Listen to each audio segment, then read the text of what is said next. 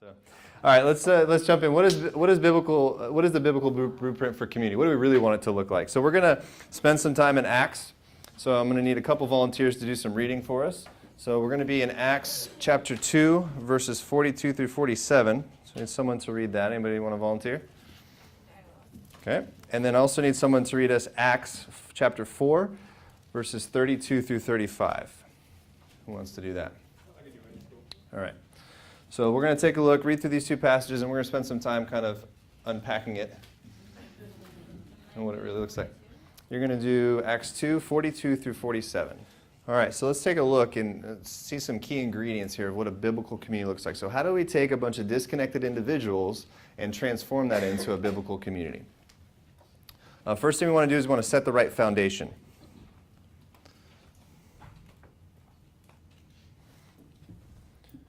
So if we look back in Acts 2:42, it states that the believers were devoted to fellowship. Fellowship requires two things. First, it requires proximity, and so that's closeness both in a figurative and in a literal sense. We have to be close to one another, right? So it's difficult to have a strong foundation when you're halfway across the country, we're talking on the phone. That's difficult. We want to make sure we're physically and literally meeting close together. And the other thing we need is frequency. So that was brought up earlier. And we see here that the apostles, the believers, they were meeting every day, right? I mean, you can imagine just that environment that they were in. I mean, you talk about being on fire for the Lord. All the things that were happening, all the miracles, the amount of people that were continuing to be converted and to join the faith. I mean, that just must have been just an amazing time. And so they were like, I don't care about anything else in my life. All I want to do is spend time here praying and seeing God continue to move. So, again, unlikely that you're probably going to be doing a life group on a daily basis, but still that frequency is important for us. We want to make sure there's a consistency there, that people know that, hey, this is a regular time, a regular location. I know they're going to be there. I can put that into my daily, my weekly routine as I show up to stuff. And, the thing that really results then is fellowship, right? So fellowship requires those two things. It requires proximity. It requires that frequency. So we want to make sure that we're meeting regularly, person to person, face to face with this. The second thing is we need to develop the framework for healthy relationships. So we see in Acts 2:44 through 45, it says, all the believers were together and had everything in common, selling their possessions and goods. They gave to anyone as he had need. I'm not advocating that you guys go out and sell all your stuff. That's not the point of this. But there was this foundation that they were together. They had the same common goal, same common purpose. They were together for that. A couple things we see there is we see transparency. They didn't hesitate to bring their needs to the group. There wasn't a sense of pride as saying, well, I don't want to share this particular struggle or trial because then I might get viewed differently, right? They were completely open and honest with one another. These are my needs. This is what's going on. This is where I need help right now, right? So we want to create that environment within our groups. And again, as leaders, you're likely going to be the ones that need to set the tone for that because it's not a natural thing for people to say, here's all my weaknesses and junk. Right? It's not typically what happens, like Natalie said. Usually when you meet someone, like, oh, I'm good, I'm fine, thanks. Right? Because we just don't want it. We're just conditioned to be, at the surface, everything's fine. We're good, right? So we want to make sure that we create that environment where we can really be transparent. Second thing we see there is generosity. Again, they were selling their goods to support one another and their possessions. So again, we see that also demonstrated in verses 32 through 35, chapter 4 as well. We see that same generosity. So how do we be generous as leaders? Well, again, we open up our home. We invite people into that. We give of our time, right? We give of our talent by leading and shepherding and encouraging. And sometimes we do give with our treasure, right? As you start to grow as a family, you might find yourself starting to support one another. We had a really cool opportunity in a group that I was a part of a couple years ago where one of the group members, their car completely just went kaput. It was done. And this is a family of 4, with different jobs that had to get the kids all over the place, lots of activities. And so we just, God put it on our heart to say, let's just see what we can do. Let's come up with see if we can bless them and support them. And as it was, we were able to significantly help them when it comes to, buying a new car. That was just a really cool thing that we could do.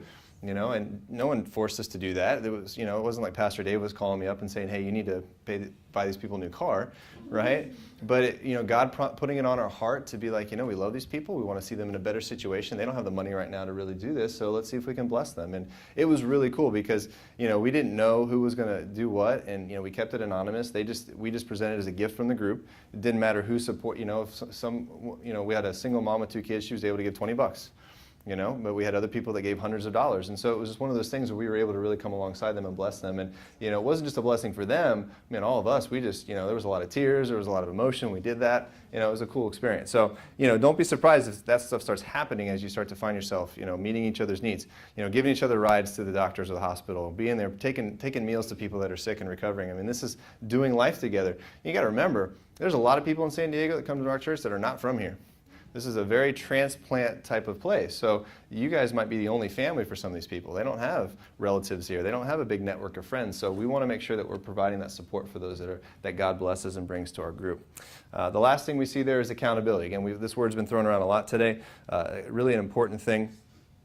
We see in James 5, chapter 5, verse 16, it says, "Therefore confess your sins to each other and pray for each other so that you may be healed."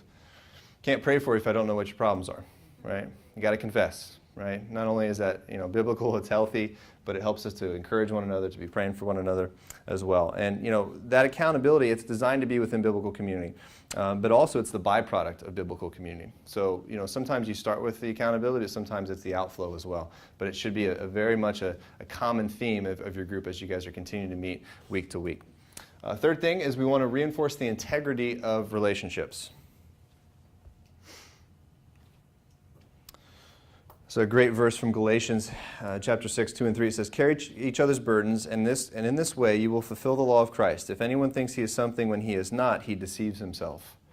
Right? We've got to stay humble, right? We're no better than anybody else. We still need the love and the grace and the forgiveness of God, right? We all have unique individual skills and talents and abilities, and we should step into that and serve faithfully.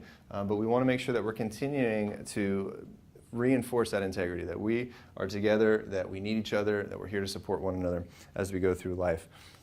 We see ultimately, though, that compassion needs to be the banner that flies over all of that. We talked a little bit earlier, if someone's going to be open and honest and transparent, then you have to be meeting that with compassion. You have to like people. This is not the right position if talking to people drives you nuts and gets on your nerves, right? We can find another ministry for you to serve in. But at the end of the day, you've got to have compassion for people, right? We want to make sure that we're able to support them and encourage them. If you don't have compassion, then there can't be transparency, there can't be accountability, and there's not going to be any kind of growth in a group like that. So make sure that you have compassion for the people that God brings into your group.